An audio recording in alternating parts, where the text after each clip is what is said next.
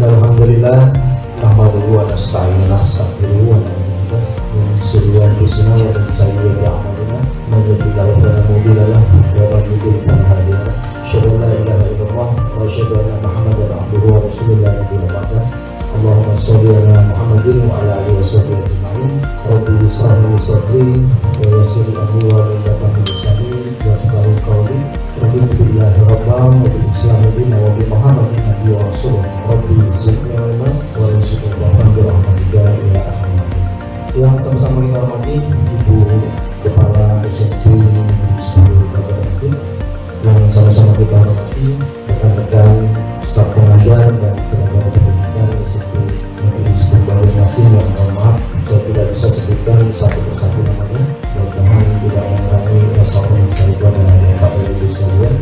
Pertama-tama dan utama marilah kita mengucapkan selalu rasa syukur kita kehadirat Allah Subhanahu wa taala, yang mana sampai pada saat ini kita masih diberikan kesempatan, diberikan kenikmatan, diberikan peluang waktu, diberikan kesehatan utamanya pada hari ini, sehingga bisa berkumpul di tempat yang luar biasa.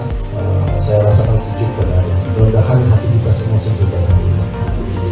Selawat serta salam mereka selalu tercurah dari Tuhan Nabi kita Nabi Muhammad SAW, seluruh keluarga, pengikutnya, sahabatnya yang selalu setia dan taat menjalankan segala perintah dan menjauhi segala larangannya.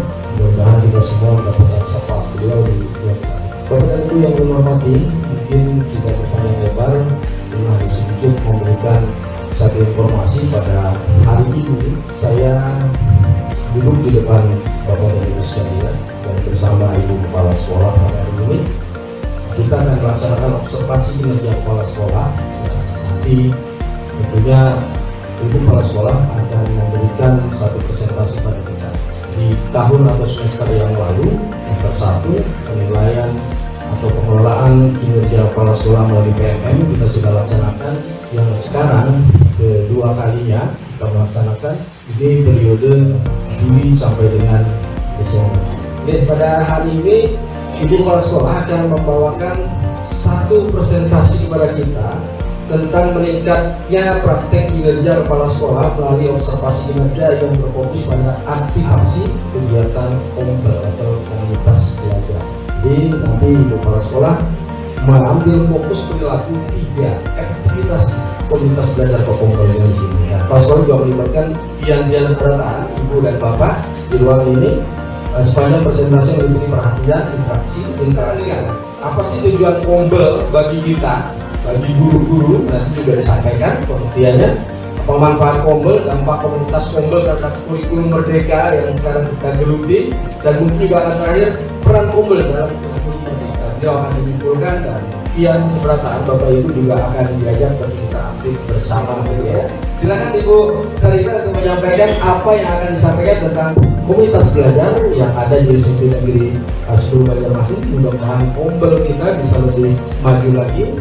Demikian yang bisa saya sampaikan sebagai pembuka daripada kegiatan pada hari ini. Mudah-mudahan kegiatan hari ini bisa berjalan lancar, aman, tertib, terkendali, dan yang pasti sesuai ekspektasi atau harapan yang kita canangkan atau kita harapkan. Demikian saya mohon maaf, Assalamualaikum warahmatullahi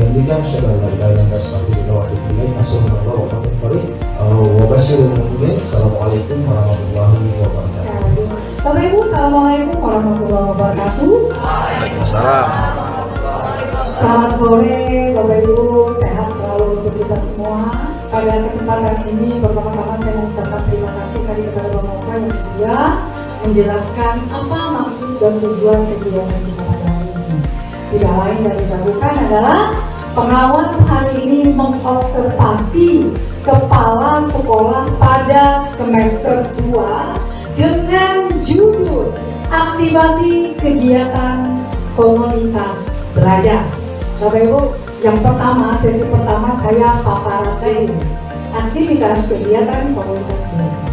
Kata apa yang kira-kira menarik? Aktivasi yang menarik apa lagi? Komunitas belajar. Kira-kira antara aktivasi dengan komunitas mana yang lebih menarik? Intinya apa sih yang mau dilihat di situ? Aktivasi atau komunitas belajarnya? Komunitas belajar. Komunitas belajar. Apa lagi kira-kira di situ kata kuncinya? Antara komunitas dengan belajar mana kata kuncinya? Komunitas. Sering dengar kata komunitas nggak? Siapa di sini yang sudah menjadi komunitas sesuatu? Ada nggak? Ada. Apa? Siapa? Ya, komunitas ya. Oke. Ya. Bu Yuli komunitas apa? Komunitas kita komunitas belajar di sekolah. Komunitas belajar di sekolah. Komunitas guru pembelajaran apa? Guru mata pelajaran. Kelas DMP. Apa lagi? Yang artinya kamu ada di dalamnya. Itu. Ya. Ya. Itu? Komunitas apa? Komunitas belajar. Komunitas belajar? Oh, komunitas guru mata pelajaran. Sekolah. Terus Kemudian organisasi luar juga ada. apa itu organisasi luar? Pencipta alam. Komunitas pencipta alam. Ya. Terus apa lagi? Komunitas sanggar tari. Komunitas sanggar tari. Ada lagi Pak Gaga, komunitas apa? Komunitas gemar belajar. Komunitas gemar belajar. Ada lagi yang lain? Ada lagi yang lain? Yang lain itu sebenarnya sudah anggota komunitas juga, tetapi bingung. Oke, kita tepuk tangan dulu. Kalau ibu tanya, Bu Pi ikut arisan nggak? Arisan gimana Bu? Di kampung, ibu-ibu PKK masuk komunitas nggak? Masuk komunitas kegiatan ibu-ibu PKK. Terus ada lagi Bu, ikut pengajian. Ikut pengajian nggak? Yasina, komunitas itu nggak? Komunitas apa itu? Kegiatan di kampung. Nah kan? Udah jelas sekarang komunitas itu apa ya? Kalau kita simpulkan komunitas itu apa? Perkumpulan, grup, gitu kan ya? Kelompok. Hanya saja, kenapa kita sebut komunitas? Kenapa? Ayo, tadi Bu Sandi, kenapa jadi ada komunitas pencinta alam sak namanya? Kenapa dinamakan komunitas itu? Dijadikan sebuah organisasi. Di dalamnya siapa anggotanya? Para pencinta alam. Di komunitas pencinta alam semuanya pencinta alam. Kegiatannya apa? Kegiatannya terkait lingkungan hidup. Terkait lingkungan hidup, olahraga ya. Terus apa lagi? Kemudian dia karya tulis ilmiah. Karya tulis ilmiahnya tentang apa? Tentang lingkungan. Nah, berarti semua kegiatannya ada yang berhubungan dengan alam. Gak mungkin kegiatannya yang berhubungan dengan hari menari. Belok itu namanya. Jadi udah tahu ya tadi komunitas itu kelompok, apalagi grup, kumpulan yang di dalamnya melakukan kegiatan kumpulan itu. Kalau Yasina tadi ada membaca Yasin ya. Terus ada membaca sesuatu yang berhubungan dengan keagamaan, ada ceramah agama. Itulah yang dinamakan komunitas. Paham? Kalau paham komunitas? Paham semuanya, paham nggak? Ada yang belum paham? Apa itu komunitas belajar?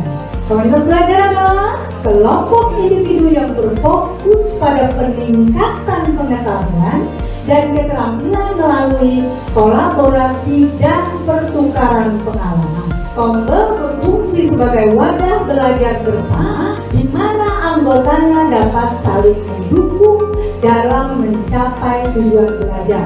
Jelas nggak kira-kira kalimat ini?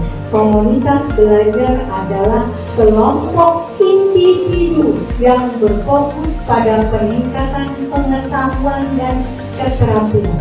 Pengetahuan dan keterampilan dalam hal apa? Dalam hal komunitasnya tadi komunitas apa? Belajar. Berarti pengetahuan dan keterampilannya tentang belajar atau pembelajaran. Lalu melalui kolaborasi dan pertukaran pengalaman, Pertukaran pengalaman dalam hal apa? Kembali lagi karena dia komunitas belajar, pertukaran pengalamannya tentang pembelajaran atau belajar juga. Nah, definisi khususnya, kalau tadi secara umum ya Bapak Ibu ya, dari secara umum ini definisi khususnya. Khususnya kemana? Sudah belajar. Komunitas belajar dalam sekolah adalah sekelompok pendidik dan tenaga kependidikan dalam satu sekolah yang belajar bersama-sama dan berkolaborasi secara rutin dengan tujuan yang jelas dan terukur untuk meningkatkan kualitas pembelajaran sehingga berdampak pada hasil belajar peserta didik. Kalau tadi kan kita khusus umumnya, ini merujuk yaitu pada komunitas belajar yang ada dalam sekolah. Kita punya nggak yang kira-kira sekolah? Ada nomor nggak? Ada. Sudah ada namanya nggak? Ada. Ada nggak? Kombel Asoka ya, Kombel Asoka. Fungsi kombel. Sama tadi ibu tadi sudah nanya. Fungsi dari komunitas yang tadi yang disebutkan, kurang lebih seperti ini. Fungsi kombel untuk menyediakan wadah belajar. Kombel memberikan platform bagi anggotanya untuk saling berbagi pengetahuan dan pengalaman. Fungsi yang kedua adalah mendorong kolaborasi. Kombel memfasilitasi kerjasama antara anggotanya yang dapat meningkatkan kreativitas dan inovasi. Kemudian fungsi yang ketiga adalah membangun jaringan. Melalui kombel, anggota dapat memperluas jaringan sosial dan profesional. Saya tanya, katanya tadi kita sudah punya kombel, kita merasakan kombel. Merasa nggak fungsinya udah berjalan nggak yang tiga itu? Fungsi yang tiga itu udah berjalan nggak? Menyediakan wadah belajar udah jelas ya? Jelas ya? Wadah belajar artinya ketika kita melaksanakan kombel, di situ kita saling belajar. Apa yang dipelajari? Apa yang dipelajari? Ya, PMM. Boleh dipelajari. Kayak bener mau masuk apa dokumennya? Nah, kayak apa mau apa dokumennya? Ya, jadi menyediakan wadah belajar sudah disediakan. Kita bisa belajar di indoor, bisa belajar outdoor. Tapi yang namanya ini adalah kombel sekolah tadi, maka ya tempatnya itu ya pastinya lebih banyak di sekolahnya. Kemudian wadah belajarnya memberikan kemudian mendorong kolaborasi. Apa gerak kolaborasi? Kerja sama, saling memberi masukan, saling menyatukan ide-ide, gagasan. Dalam hal apa? Dalam hal belajar kalau guru-guru bagaimana membuat administrasi sampai dengan metode ajar sampai dengan guru-guru kita masih sampai dengan prakteknya sampai dengan apa? Mesti kasih yang sampai dengan penilaian. Kan proses ya. Proses itu menyusun. Merencanakan dulu ya. Setelah merencanakan, menyusun. Setelah menyusun, melaksanakan. Setelah melaksanakan, melakukan penilaian. Oke, tepuk tangan dulu. Membangun jaringan. Lalu kombel anggota dapat memperluas jaringan sosial. Apa maksudnya membangun jaringan? Ya kombel kita ini kan ternyata yang dulunya kita hanya mata pelajaran, sekarang anggota kombel itu adalah semua guru mata pelajaran itu tahu. Oh ternyata mengajar PAI itu begini loh umumnya. Ternyata mengajar kesenian itu begini loh. Yang tadinya guru matematika bisa memimpin lagu di depan siswa. Ya kalau sudah ya. Nah artinya kadang mutlak hanya kita tuh orang matematika begitu aja kaliannya. Karena apa? Matematika ada di dalam merangkai bunga. Matematika ada di dalam mengolah lempeng. Iya kan ya? Kalau kamu bisa berhitung menemukan di halaman yang harga rugi. Ya, takaran yang ada tahu, ya kan ya? Baik, itulah jadi membangun jaringan melalui kombel. Oh ngerti kita. Ternyata kita misalnya mata pelajaran kita kesulitannya di dalam hal apa ya, merancang. Oh ternyata di mata pelajaran ini dia enak belajar, tapi prosesnya kenapa? Karena harus banyak media, karena harus banyak metode dan lain sebagainya. Tetapi dengan adanya tadi kita bergabung menjadi satu, jadi bisa mempelajari kelebihan dari mata pelajaran lain, bisa kita berkolaborasi akhirnya menjadi sama. Jadi kelebihannya begini, kelemahannya begini, bisa kita jadikan satu. Oke, itu fungsi kombel ya. 3 tadi. Jenis kombel. Jenis kombel ada 1, komunitas belajar dalam sekolah. Komunitas belajar dalam sekolah itu apa? Komunitas belajar yang ada di satu sekolah itu. Anggotanya siapa? Anggota dari komunitas belajar dalam sekolah ini adalah guru-guru, kepala sekolah dalam satu sekolah yang sama. Ini kita kombel SMP 10 itu terdiri dari kepala sekolahnya dan guru, semua mapel dan semua guru yang menjadi pengelola pendidikan di dalam sekolah kita. Jelas ya, itu komunitas belajar dalam sekolah. Yang kedua, komunitas belajar antar sekolah. Contohnya apa? MGMP. Kenapa dinamakan antar sekolah? Karena anggota dari komunitas belajar antar sekolah ini terdiri dari guru, kepala sekolah, pengawas sekolah dalam satu gugus. Itu SD. Itu kalau SD gugus. Tapi kalau SMP dalam satu kabupaten atau kota. Kenapa dinamakan antar sekolah? Karena anggota di dalamnya itu guru dari sekolah-sekolah yang ada di kota Banjarmasin. Komunitas belajar antar sekolah. Jadi kalau lebih dispesifikkan lagi, MGMP itu disebut dengan komunitas yang berada di luar lingkungan sekolah sendiri. Komunitas belajar daring. Masih ingat daring itu singkatan dari apa? Dalam jaringan. Jaringan dalam jaringan ini artinya berarti menggunakan IT ya. Ya, alat bantunya adalah teknologi, kemudian di dalamnya ada luring, ada jaring. Jadi apa bedanya dari daring itu dalam jaringan, luring itu di luar jaringan? Kalau istilahnya dalam teknologi, daring itu dalam jaringan yang online. Kalau luar berarti offline. Jangan tertukar. Luring dipadakan online, daring dipadakan offline. Jangan ya. Daring dalam jaringan itu ya kita artinya berada di dalam komunitas belajar daring. Adalah anggota dari komunitas belajar daring ini terdiri dari guru, kepala sekolah, pengawas sekolah yang belajar bersama dalam sebuah platform daring tertentu. Contohnya Facebook, grup WhatsApp, grup Telegram dan sebagainya. Ingat nggak waktu kita zaman-zaman COVID itu daring ya? Kita disuruh belajar secara Zoom online. Nah itu sampai sekarang masih lanjut? Masih. Ada berapa tadi jenisnya? 3. 1. Komunitas belajar dalam sekolah, komunitas belajar antar sekolah, dan komunitas belajar daring. Serta kegiatan diskusi kelompoknya, anggota berkumpul untuk berdiskusi tentang topik tertentu. Diskusi kelompok, workshop dan pelatihan. Studi kasus. Studi kasus menganalisis kasus nyata untuk biasanya ini studi kasus ini kalau kita mau melaksanakan apa ya, research. Kemudian proyek kolaboratif, menginisiasi proyek bersama di mana setiap anggota dapat berkontribusi dengan keahlian masing-masing. Sesi mentoring, anggota senior memberikan bimbingan.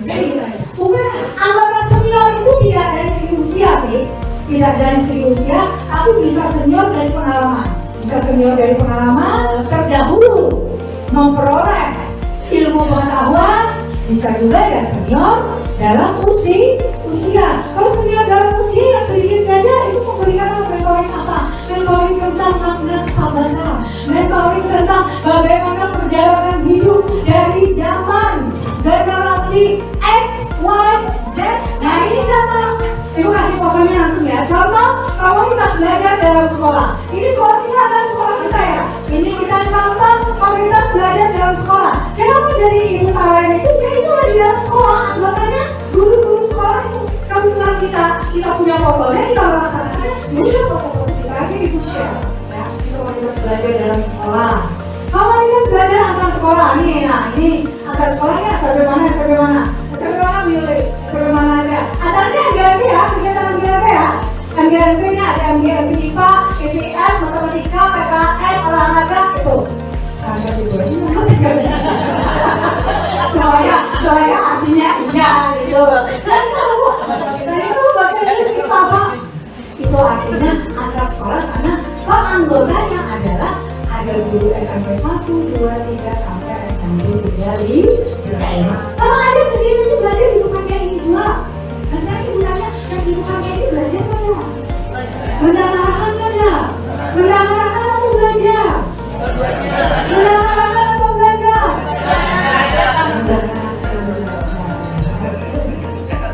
Nah contoh komunitas belajar dari, nah ini yang cium-ciuman online-nya.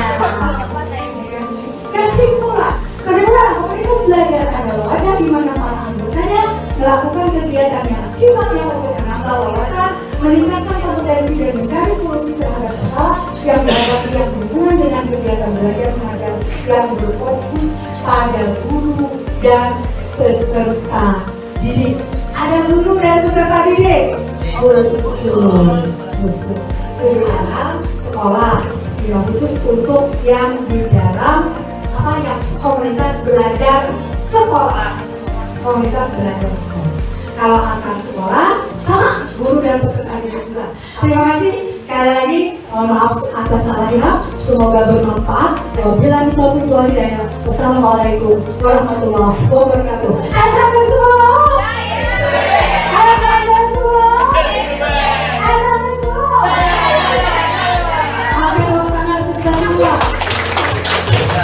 Terima kasih Bapak Ibu sekalian, tidak terasa waktunya sudah sampai jam 4:05. Baik, saya belajar sedikit tentang presentasi yang sudah disampaikan Ibu Saridah, luar biasa sekali. Saya melihat tadi dari praktek kinerja beliau menyampaikan materi tadi bisa membawa audiens untuk berdialog tadi, ya, cukup luas gitu. Tadi tidak kelihatan begitu tegang, tidak, dan bisa menanyakan secara person terhadap audiens yang mendengarkan, itu sudah cukup bagus sekali. Kemudian juga menjelaskan tentang komunitas dengan audiens juga menghubungkan dengan itu terlihat dari ekspresi wajah, kemudian bahasa tubuh, menjaga keterikatan dengan pihak-pihak tadi, dengan Bapak Ibu, dan memberikan komentar dan mendorong audiens untuk lebih berinteraksi. Nah, jadi penilaian saya alhamdulillah pada hari ini presentasi beliau yang kedua kalinya ini lebih baik daripada yang pertama kemarin. Ya, tepuk tangan. Dan satu hal itu yang bisa saya sampaikan, dan alhamdulillah berjalan lancar. Sekali lagi saya mengucapkan terima kasih kepada Bapak dan Ibu. Alhamdulillah bisa bersama kami di sini berdua, dan ini juga pendidikan kita bersama bahwa sekolah kita SMP Negeri 10 Banjarmasin harus bisa lebih berbeda daripada sekolah-sekolah lain. Dan ini tidak mungkin dikerjakan oleh Ibu Saridah sendiri. Sehebat apapun Ibu Saridah, secetar membahana apapun Ibu Saridah, terkait kalau harus memajukan SMP 10 ini sendiri.